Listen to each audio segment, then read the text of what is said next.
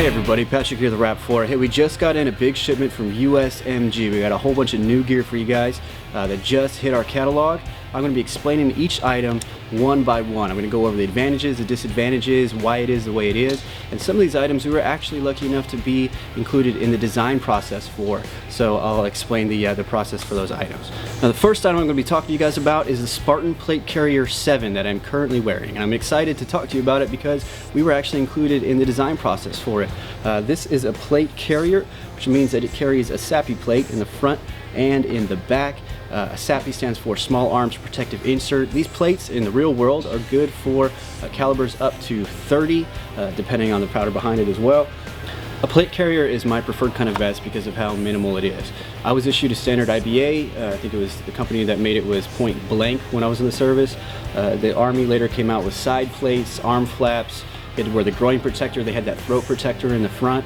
It started to get ridiculous to the point where we just started taking it off against orders because it was messing with our movement. Actually, we were combat ineffective because we couldn't shoulder our rifles, because we couldn't get it in and out of the Humvee, because we couldn't run, for a lot of different things. It wasn't about comfort at the time.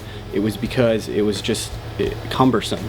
It was too much of a burden on you to try to operate. So we ended up taking a lot of it off when I was in the service, and when we got the opportunity to design our own vest, I jumped on it because I've always wanted to make my dream vest, and mine is this one, the Spartan Plate Carrier 7. Now I'm going to go over the features and why we put it on there for you to explain it. It has 3 big clips, quick clips on each side, and one on my weak firing side shoulder.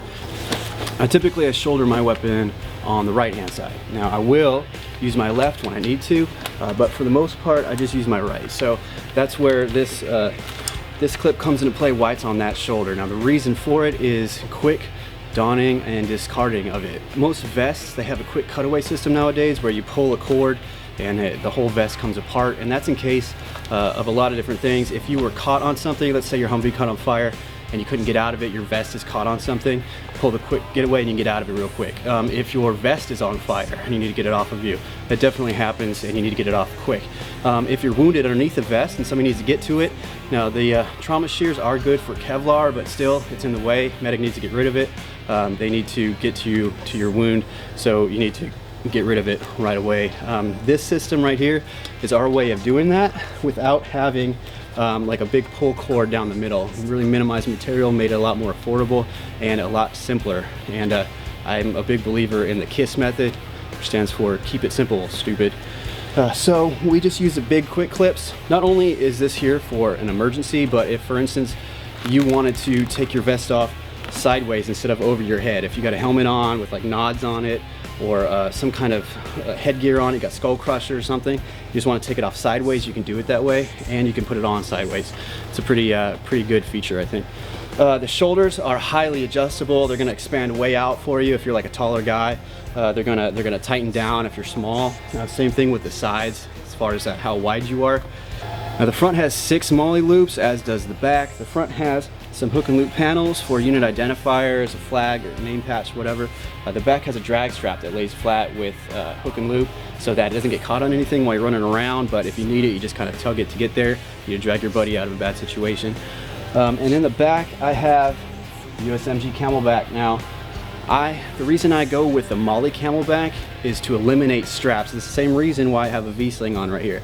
The only straps over my body right now are those of the vest. I see some guys out there, especially in the service, because of the protective nature of the vest underneath, they would have on their IBA, then they would have an OTV over that, they would have a Camelback straps over their shoulders, and then they would have a rifle sling wrapped around their whole body. It was just a big ball of nonsense, seriously. Now, if you've ever been in an operational situation, you know that less is more, especially when you're moving around real quick.